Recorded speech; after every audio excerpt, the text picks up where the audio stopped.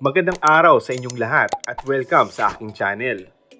Maraming ang Coco Jules fans ang nabuhayan dahil kamakailan nang makitang masaya at open na open ang magkasama na nagbabakasyon sa Europa ang celebrity couple.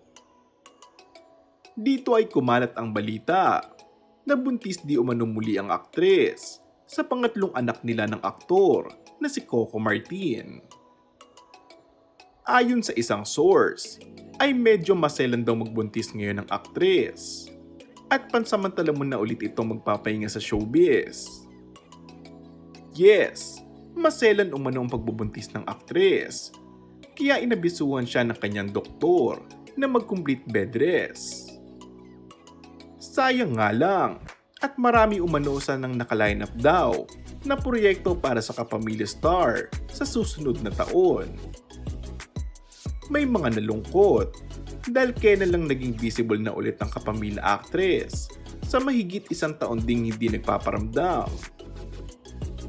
Marami namang nanghinayang dahil bigla na naman daw itong mawawala sa sirkulasyon.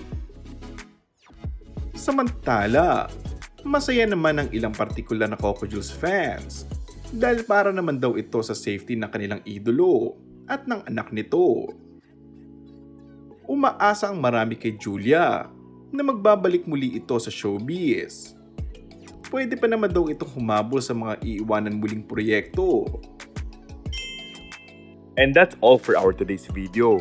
Kung bago ka lang sa aking channel ay mag-subscribe at pindutin na rin ang notification bell. Maraming salamat!